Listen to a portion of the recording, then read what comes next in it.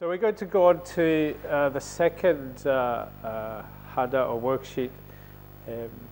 But I would encourage you that first, the latter part of the first worksheet works through a few more of the Luke passages that are familiar to us, and I've tried to highlight lessons I think that Jesus would be wanting us to learn ourselves in our own discipleship. That is to say, not the discipling we do of others, but our own responses in following him. But we're going to look at the second part here. And again, I'd like to read 1 Corinthians chapter 9, not to expound this particular passage, because we are going to go back to Luke again.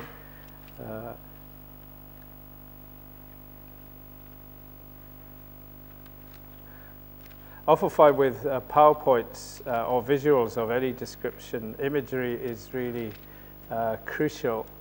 And when we think of discipleship, we may well have the boats and the fish imagery, which is strong from the background of Jesus. It's interesting when we go to Paul, he's from a different background, and the athletic competition is a dominant theme, or one of the themes. Athletes and soldiers, occasionally farmers, are the imagery that Paul draws on. So it's a good question to reflect on. What is the imagery that you draw on, or what imagery from contemporary life carries with it the kind of lessons that Jesus was teaching through the Gospels, and that Paul picks up here in Corinthians 9, 23 to 27. Again, the context we may be familiar with, but a reminder, it is a context of personal sacrifice, very much so. It's a strange one. I teach 1 Corinthians at the college most years, have done, I think, for the last 10 years. And chapter 9, it doesn't quite fit in, and yet it profoundly fits in to this discussion about should we or shouldn't we eat food sacrificed to idols, which is chapters 8 to 10. But in the middle of it, he seems to go off on an excursus about a point of personal sacrifice.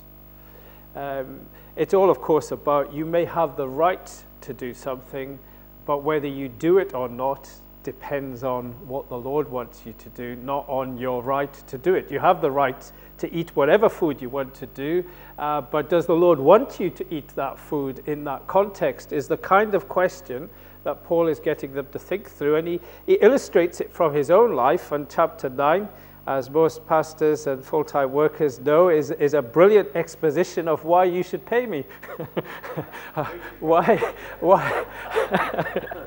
Why those who serve God in some extra capacity, whether part or full-time, should be supported in some way or mechanism. I'm not pushing any type of mechanism, but it's about expecting to be supported if you give your time to serve the Lord. But Paul says, but I don't want your money. I don't want your support. And so it was a point of personal sacrifice for him not to actually take finances from the Corinthian church, because he knew it was the Lord's will in that context. And so it was a personal sacrifice as he tries to raise enough money from tent making in order to keep the team going, when he could have taken the money from the new Christian believers in Corinth, but he chooses not to. So that's another aspect of personal sacrifice. In that context, he says, as he says, 23, I do all things for the sake of the gospel, that I may become a fellow partaker of it. Do you not know that those who run in a race all run, but only one receives the prize? Run in such a way that you may win. Everyone who competes in the games exercises self-control in all things. They then do it to receive a perishable wreath, but we are imperishable. Therefore I run in such a way as not without aim. I box in such a way as not beating the air. I buffet my body and make it my slave, lest possibly after I have preached to others, I myself should be disqualified. I had to give up rugby to go to Zambia. That was also a big sacrifice. They didn't play rugby out there. I often draw a lot of my inspiration from physical training.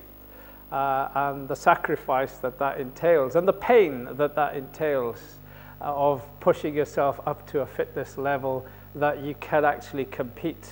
Played for a school team that never won, so it was one of those lessons in how to handle defeat on a regular basis, but to still sacrifice time, effort, energy, and comfort in particular, in order to achieve what you're seeking to do. So Paul draws strongly on that image, and that often inspires me to press through the pain barriers, because no athlete, no sports person in modern day, or even in ancient, gets anywhere unless they're willing to sacrifice and push through the pain barriers.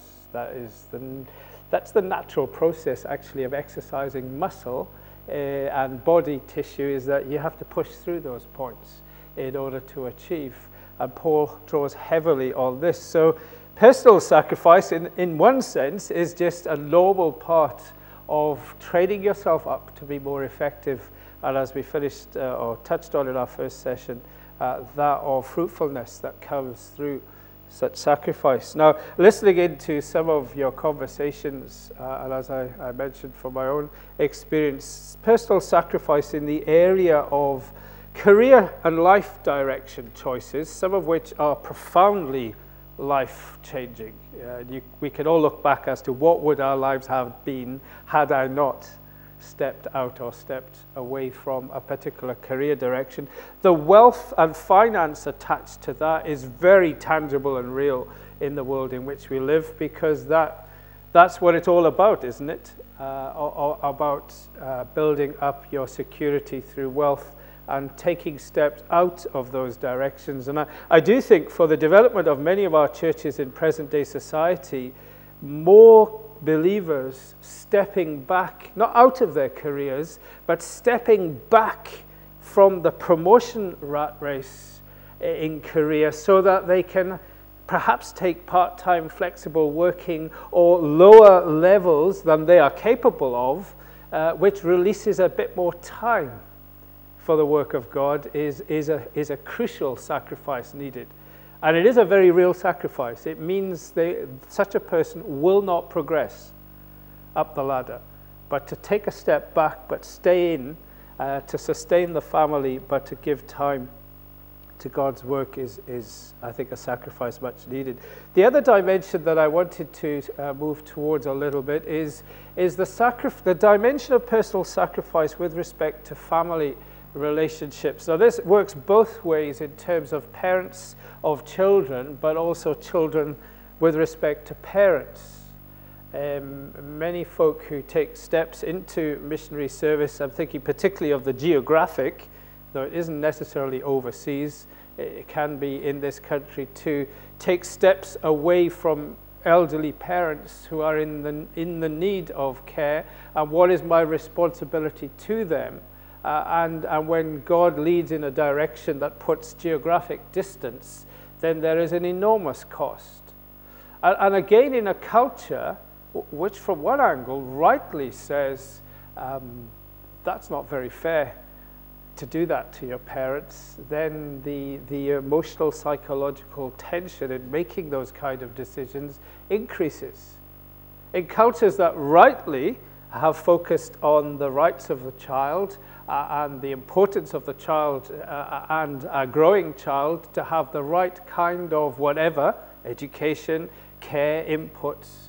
What happens when you make decisions that actually put your children into what would be perceived as deprived situations?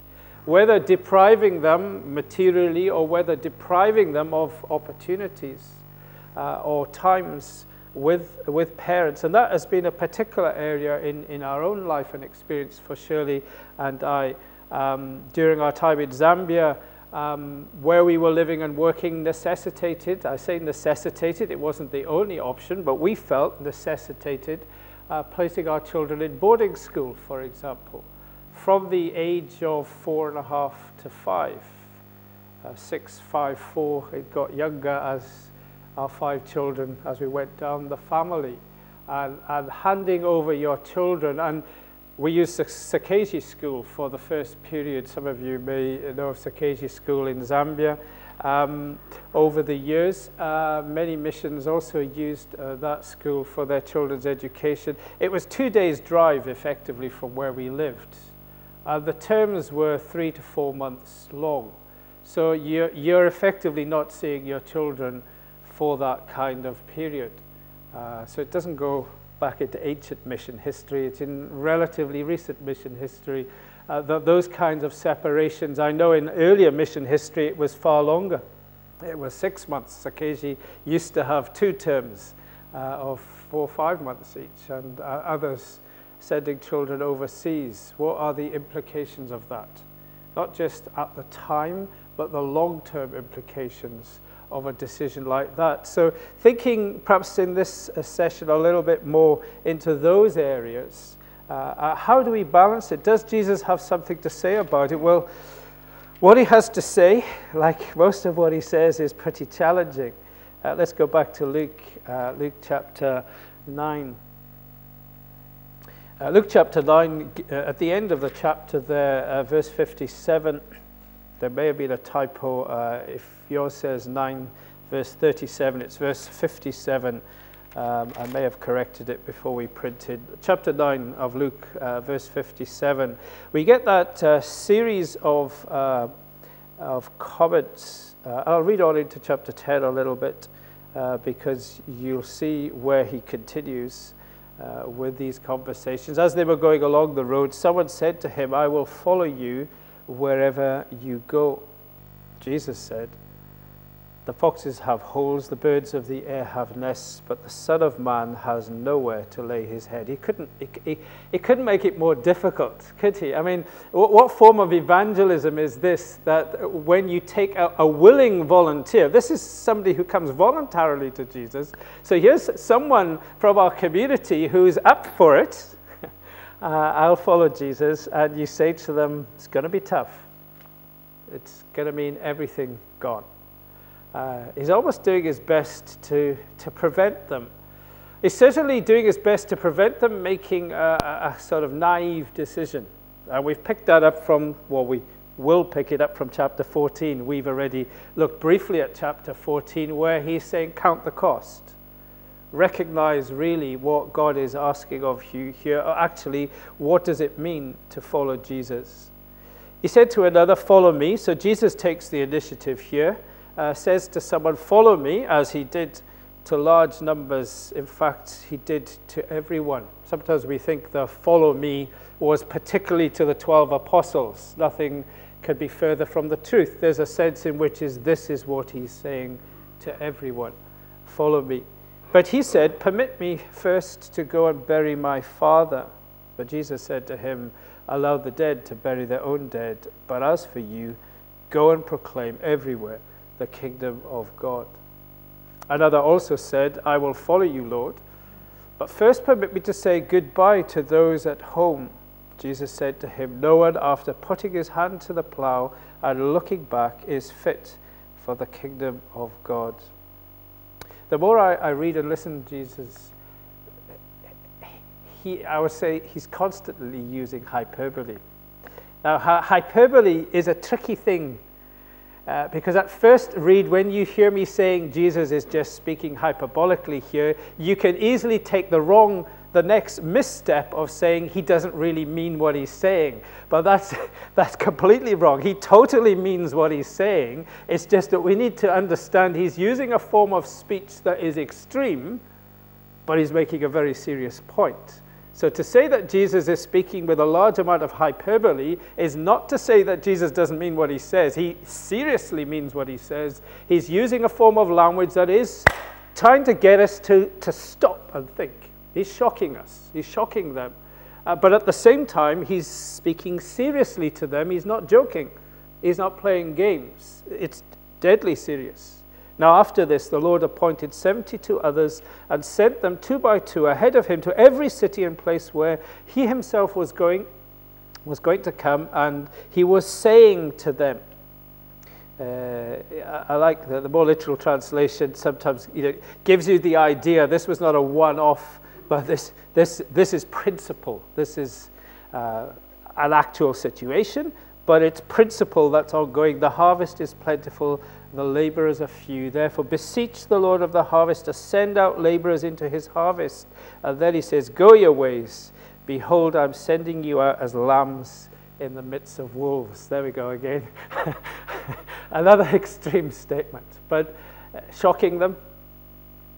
Just picture it, a pack of ravenous wolves, and I'm sending you out as lambs into a pack of ravenous wolves.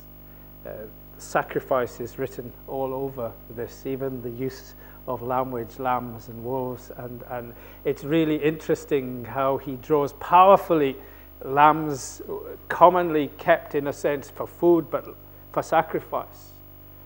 Lambs amongst wolves. That is the challenge we face as we seek to follow Christ. And in this particular set, I know the first one has as much to do with material possessions and particularly, in a sense, career and the ability to provide for ourselves and our family, and the ability, especially in our culture and context, of pension, of providing for what we will need when we can no longer earn, and living in a very expensive cost of living is high in countries like ours, and so state pensions are there, but how do you survive? Many people in the world survive on a lot less than that, or for the whole of their lives. But still, in our context, it's challenging to live homeless. As I said, my grandfather, I don't know what particular verse or situation touched his heart, but to actually live without a home and to not know where your security is coming from a material sense, but to trust God. The hardships, laying down rights to the basics of life.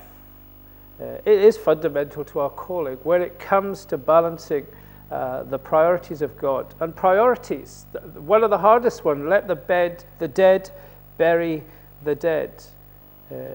As Jesus speaks to this person whose father was probably not dead. In the 24-hour, normally when a person died in those hot climates and cultures, you buried the same day. So it's highly unlikely. We may think today, well, maybe his father died and the funeral's in 3 weeks' time. Surely it's reasonable. No, the father had not yet died.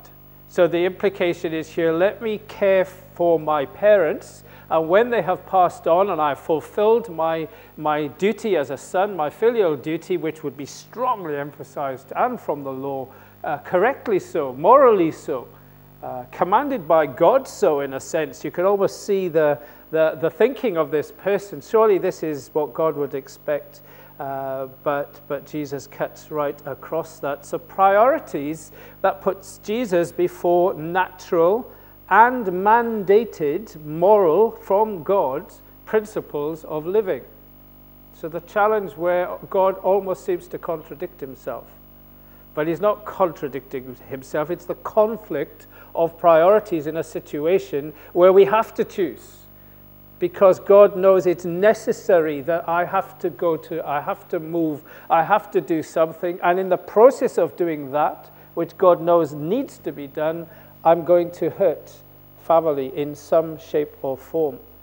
Priorities. And then urgencies. I mean, the goodbye one is almost extreme. First, permit me to go home and say goodbye. And we can speculate all sorts of situations where Jesus is not comfortable with that. I think he's just simply using, again, hyperbole to get the point over.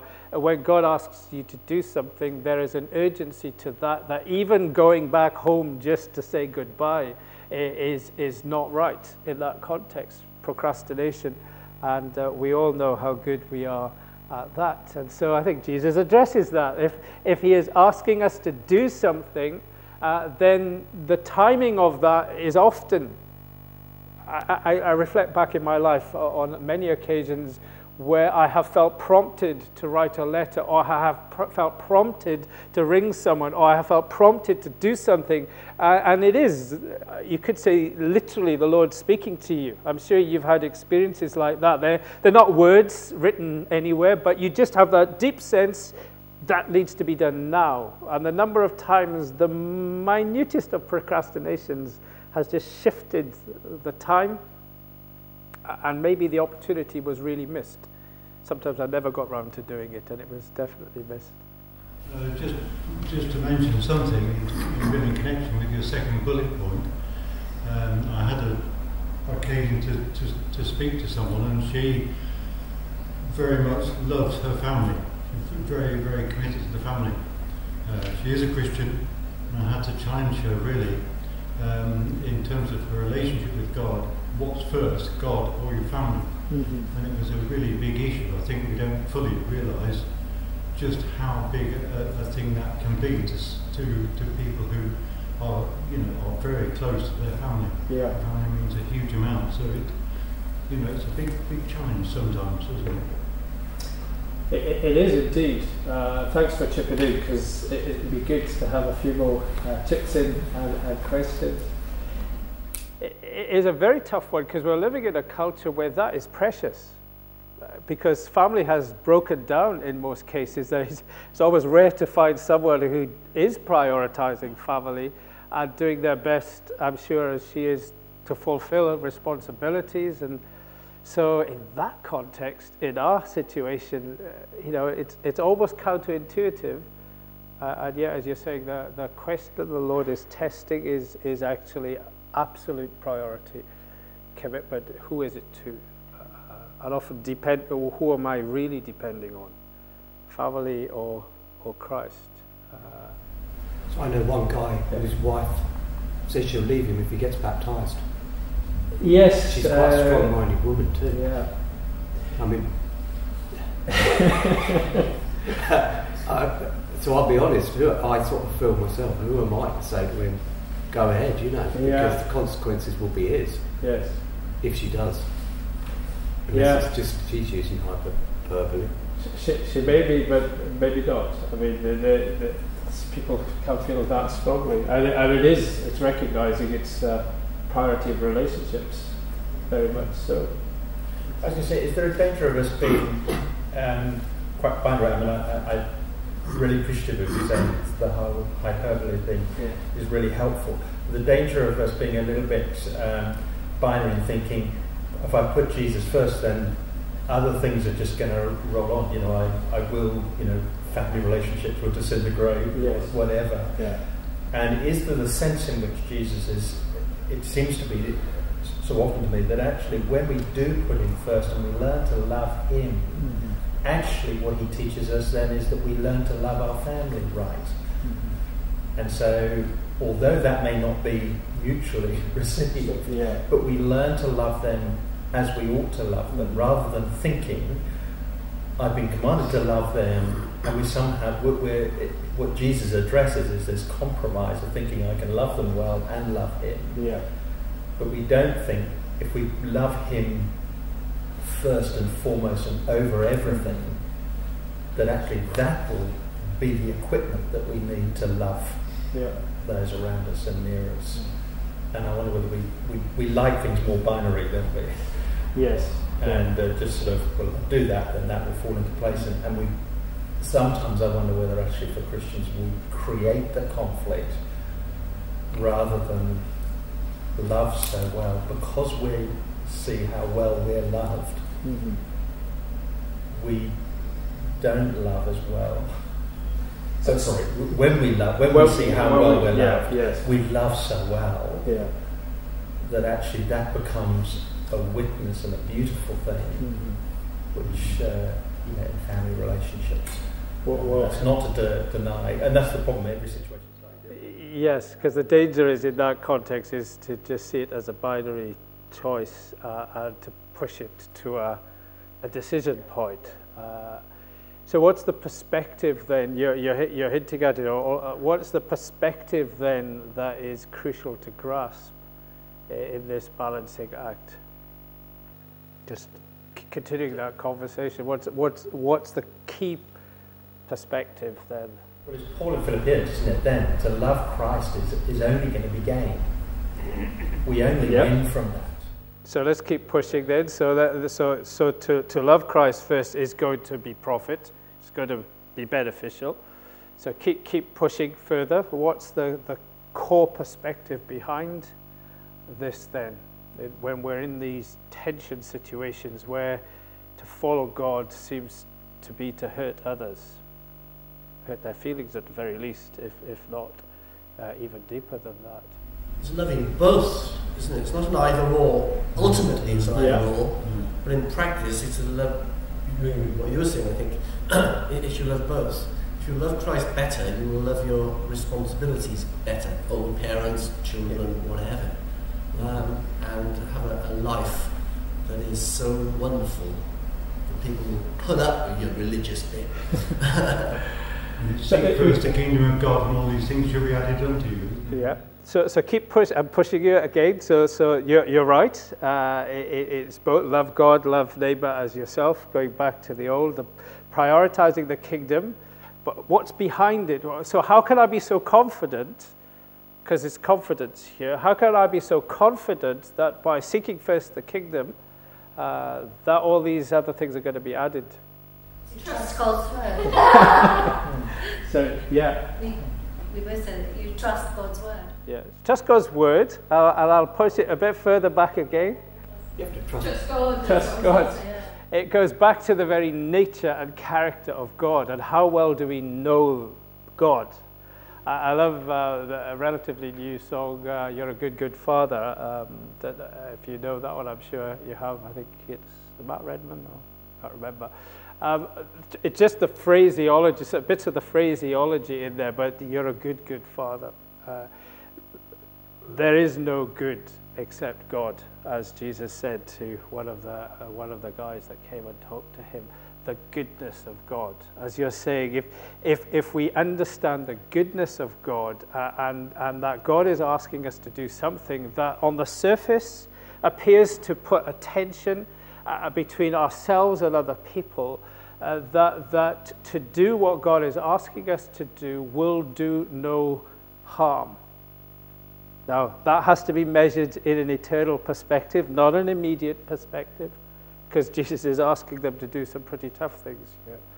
But how confident are we in the goodness of God, that we can seek first God's will and know that God's will actually bless my wife, my family, though in the short term it may be very painful, and that's the sacrifice dimension. So the core perspective behind is the goodness of God, that do we really trust God, that he knows what is best and has our and their best at heart. I would question that if we love Christ more, we'll love our family more, because I think that misses the real potential for losing your family in the process. And I'm not saying you're not loving them, but there may be real suffering as a consequence of loving Christ. Yeah. So it's just that nuance. It's complicated. It's complicated, especially the time-space dimension that we're stuck in, because it may not just be the short-term pain, there may be medium to long-term pain. One of the things that has been a lot in my mind in preparing for this is not just the long-term pain, but the eternal pain. Particularly thinking of parents, children, and their eternal well-being. And the number of stories moving around the country, particularly from a Mish kid background or pastor's kid background, or for that matter, just from an evangelical family background, of children, significant numbers of my generation and certainly my children's generation, who have in some way, and it's the interface, we'll have a bit of discussion maybe on this, the interface of how we've brought them up, whatever choices we've made, and a culture that has become very cynical and anti-Christian, that appears from time-space to have completely removed our children from the faith. So the loss pain is not necessarily just short-term, medium, long, but I think what hits us hardest is the eternal dimension. And how does my decisions affect the eternal well-being of my children or my parents, depending on what stage you've come into the faith, because it may be, it goes up while chatting to Sue, to older children and where they're at, and decisions that we make in our life and the impact on them. Could I just add one more point? Sorry. I remember many years ago listening to a tape by Al Martin over in the States, and he was speaking really to teenagers, young people, and talking about their father, or of course it could equally be the mother, involved heavily in the work of the church, and saying really for them to be patient and be thankful that they are involved in such a work. Yeah. I thought that was really wise. You don't often hear that being said to young people, and I think, you know, it has a place. Yeah. Particularly in a culture that has downgraded attitudes to religious workers or church workers, and so such children may feel particularly embarrassed by having such parents. Yeah. I mean, the story, in a sense, of sacrifice of children is a painful one. Genesis 22 is one of those passages of Scripture, certainly in contemporary life, that one almost wishes wasn't in the Bible. Quite honestly, I'll be honest about it. You try reading that in the open air. It's hard enough on a Sunday morning to explain the context. I mean, there is a context, and it is comprehensible within the context, particularly cultures that did sacrifice children quite literally. The physical aspect of child sacrifice, which historically we know, if it's the Mayan, Inca cultures, or if it's the cultures through most of our countries, actually, if you go back to deep culture and ancient practice, in absolute crisis, you sacrifice to the gods something of greatest importance, and there is no greatest importance than your firstborn son. And Abraham was in those days. So when God asked Abraham to sacrifice Isaac, Abraham would not have found that strange, because that's what the gods expected. Probably what Abraham may have thought is, what's the crisis? Because there didn't appear to be a crisis that God should require. We have other incidents in the Bible where a city's being attacked, and where a king of that city feels the only way to get the gods on his side is to sacrifice his son. So perhaps the only thing Abraham may have crossed his mind to say, what's the crisis that God would require? But that gods would require the sacrifice of children was a norm. We have other sacrifices of children in our cultures today that are more hidden, but still, that was a norm in Abraham's day. What Genesis 22 teaches us about the nature of God is that this God will not allow Abraham to do it. He prevents him and puts a substitute, and we know the theological lessons that come from that. But so it was a learning curve for Abraham, that this God, Abraham is getting to know this God in his life, that this God is different from the other gods. Although the initial part of the story, it sounds as if he's the same as the other gods, but he's not. He's profoundly different. And so there are a lot of lessons, but there is no doubting that in Abraham's walk with God, that was a particular, you could say, climax point. It's relatively late in the story of Abraham, and you could say a once-in-a-lifetime sacrifice, or the willingness. Though as Hebrews interpreted it, it's the perspective. Why did Abraham do it? Why did Abraham do it? Dig back again, therefore, God had made a promise, Isaac, future. It was his confidence in the character and nature of God behind it. With faith in God and God's purposes, he actually prepares to do what God appears to be asking him to do. And the rest of the story, you know. Reading it, I've not read it. I think I've read it a long, long time ago. It's an ancient book these days. This is even going brown with age. Pulled it up. Parents in Pain by John White. Anyone read it? Just out of interest, because I've read it. I'm not sure if I read it when I was a younger parent. I probably should have. I was rereading it, and there's some powerful teaching, helpful teaching in here about How do we cope with decisions? Now, it's about bringing up children, and children make choices to go in all directions, but he does have quite a bit to say of relevance to choices we may make as Christian parents committed in following Christ that impact our children who go away from the Lord in various ways and pathways, some quite extreme in this book, and about the importance of sticking with them in a lifetime. And it was the story of Hannah. In one of the sections, he refers to the story of Hannah. I'll maybe read just a couple of paragraphs here where he talks about. I'll maybe read it a little later. Actually, that the section I underlined was on a slightly different point. But he refers to Hannah, and it got me reading and thinking about Hannah's sacrifice. And almost in contrast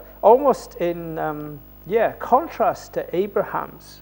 We know Hannah's words as she has this precious firstborn son conceived, in a sense, after great difficulty and years of pain. We hear her words, as soon as the child is weaned, I'll bring him up. That he may appear in the presence of the Lord and remain there forever. She makes a Nazirite vow for him, for her son. And the cost of that wasn't a one-off, nor the climax of her life. And we, as parents, reflected on having to, in a sense, give up our children at the age of 4, 5, 6 to go off to boarding school. I mean, I don't know when weaning took place in those days, but a 2-year-old, a 3-year-old, 4-year-old, how precise can we be? To take that baby, we would say toddler, and to leave it in the presence of God and to walk away.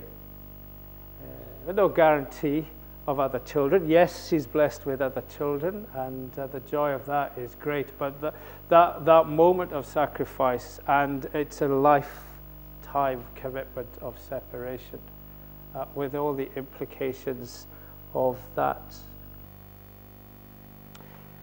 Let's take a few moments again in groups to share a bit more on this, and also as part of sharing, maybe to pray, because maybe there are one or two things we could share with each other as to some of the hard decisions we maybe have or are making with respect to family. Where are the pressure points in this kind of dimension of seeking to serve God? Often is meaning less time with family or no time with family. I know there's a workaholism issue here, and I put my hand up. I'm fairly deep in that challenge. You covered that, looking at, in a sense, perhaps facing the pressures of ministry. But here thinking of it because there is a real sacrifice that has to be made. So for a few minutes in those groups again, and if somebody says something in the group as to a challenge they're facing at the moment, I would suggest we don't go into an advice session. It's easy to give each other advice in such circumstances. Somebody pointed out quite recently, and I found it quite helpful, rather than giving advice, if a question comes to your mind, just share the question so that they could go and think about the question rather than giving advice. So if a question comes to your mind, then pass that on to that person. Let's take a few moments to pray. I'm watching time, so we'll try and do that. So if we could just split into those 3 groups again. There are lots of questions and lots of ways of answering the questions. I put down 3 questions, didn't intend that we have a lengthy discussion or discussion at all on that. We're really just, I would like to feel that this seminar is maybe pushing pointers out into directions that if we haven't thought more about, would be helpful for us to think about. This book, I think, has taken that perspective and increasingly reflecting when it comes to family, to think on God as creator and as father, mother, parent of family. How many of God's children are lost? the parables in Luke 15, Jesus in his very clever, interesting way teaching that all God's children are lost. I mean, that's the point, all are sinners. And how did that come about?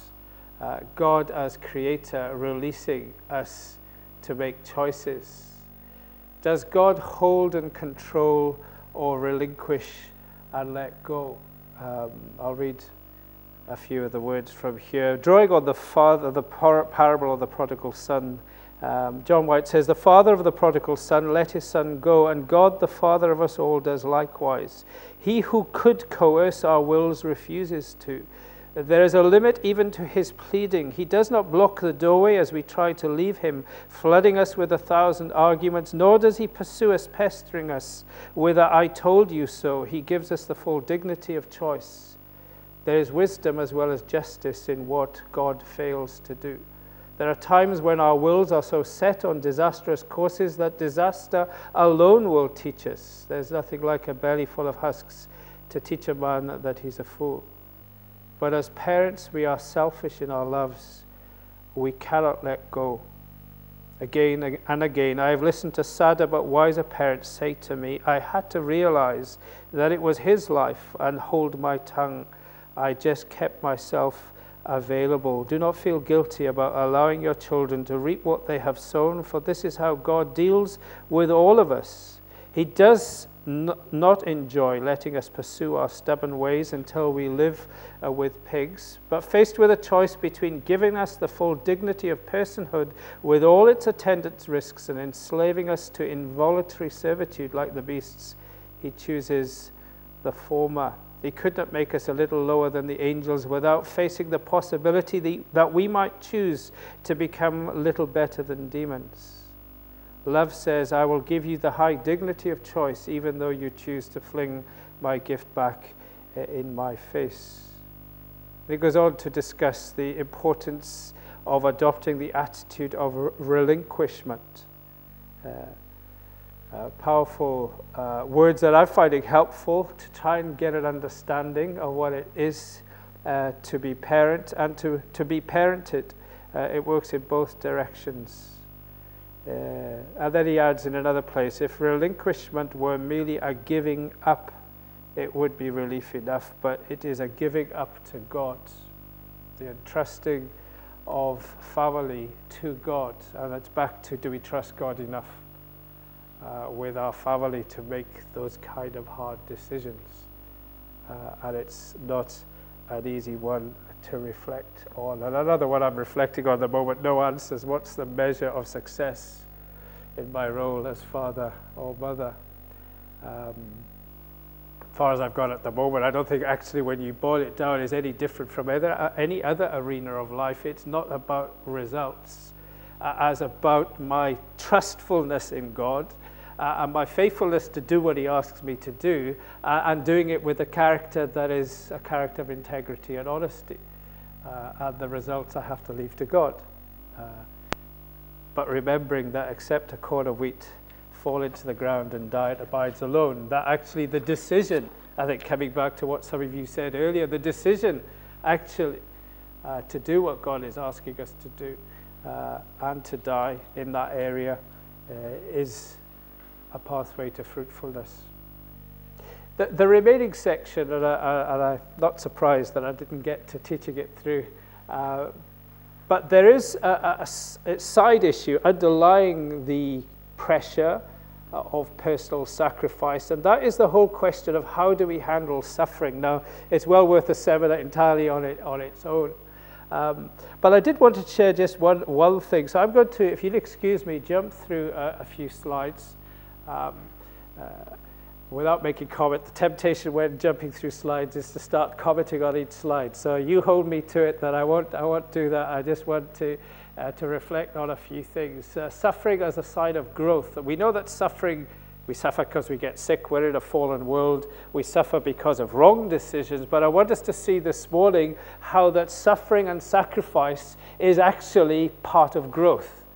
We can't actually grow and develop, especially at the deeper levels, without that kind of thing. We've already reflected on the ways in which in a sense, this is it's a normal part of living in a fallen world, but it's also an inevitable result of following Jesus. And you could have a look at those statements and think them through too. It is also the power of the Christian faith that costly decisions which lead to apparent loss and real loss. I'm not meaning apparent in the sense that it's not real. I'm just meaning if you look at the eternal perspective, which to be honest we can't do. We can only kind of believe that it is, but it's quite different. It's a faith looking, isn't it? Because we can't yet see things from an eternal perspective. But at least by God's grace we have an eternal perspective that we can actually see that it could be worth it. Shall I put it that way? Sometimes we just pray that it will be worth it. But it is part of growth. This is actually part of the way that God is growing us for that eternal perspective. But I wanted to get to this slide, and I think I'll end on this slide. I'm around. I'm happy to chat and have further questions. I realize some will need to head fairly sharply, so I'll bring it to a close here.